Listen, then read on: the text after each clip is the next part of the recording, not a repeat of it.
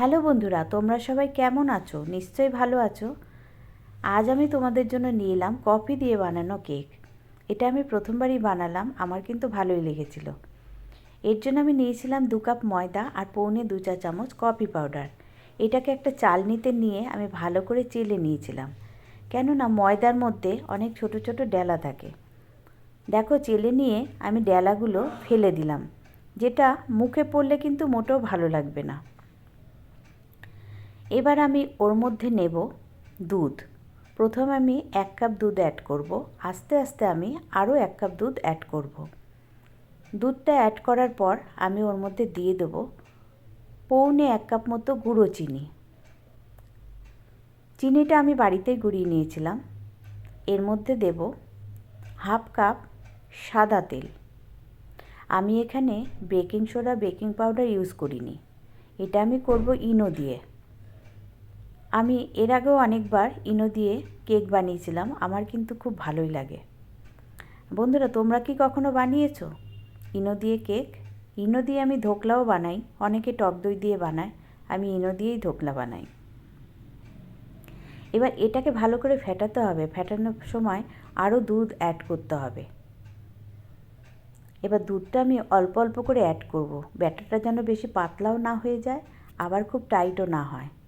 এখানে আমি কোনো ড্রাই ফ্রুটস ইউজ করিনি, একদম প্লেনই করেছি।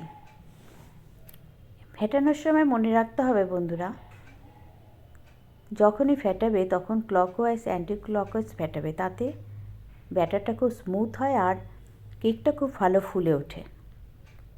আচ্ছা বন্ধুরা, তোমরা তো নিশ্চয়ই শুনতে পাচ্ছ অনেক কিছুই, ফেসবুকে এখন নতুন নতুন অনেক আপডেট আসছে। তোমরা কে কতটুকু জানো জানি না, আমি যতটুকু জানি তোমাদের সঙ্গে অল্প অল্প করে কিন্তু শেয়ার করছি। দেখো, কেকটা ফেটাতে ফেটাতে একদম স্মুথ হয়ে এসছে। এবারে আমি এটাকে খানিকক্ষণ রেস্টে রেখে দেবো। ইনোটা মেশাবো একদম ওভেনে দেওয়ার আগের মুহূর্তে। যতটা সময় পারবে ফেটালে পরে তোমার কেকটা কিন্তু খুব ভালো হবে। এদিকে আমি একটা সিলভারের বাটিতে সাদা অয়েল ব্রাশ করে নিয়েছিলাম, আর ওভেনে একটা ডেচকি বসালাম, তার মধ্যে একটা স্ট্যান্ড বসালাম, তার মধ্যে আমি বাটিটা বসাবো। এদিকে আমার কেক রেস্টে রাখা হয়ে গেছে 10 মিনিট। এবার আমি এই বাটিটার মধ্যে ঢালবো, তার আগে আমি 1 প্যাকেট ইনো এর সঙ্গে মিশিয়ে নেব। ছোট প্যাকেটের 1 প্যাকেট ইনো আমি এর মধ্যে মিশিয়ে আবারও ভালো করে ফেটিয়ে নেব।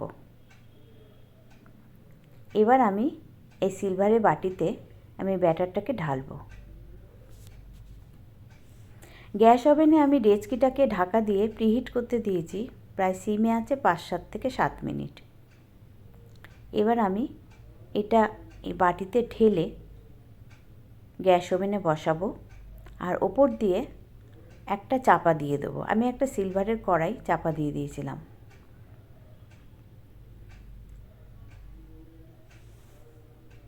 এবার আমি সিমে আছে প্রায় 40 মিনিট রেখেছিলাম।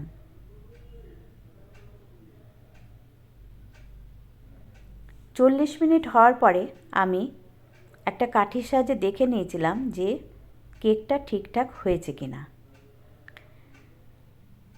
কাঠির গায়ে যদি কাঁচা ভাব লেগে থাকে তাহলে বুঝবে আর একটু তোমায় হতে দিতে হবে। আমার কাঠিতে যেটা লেগেছে সেটা কিন্তু একদম শুকনো। এবার কেক থেকে আমি বাটি থেকে কেকটা বার করে নিলাম।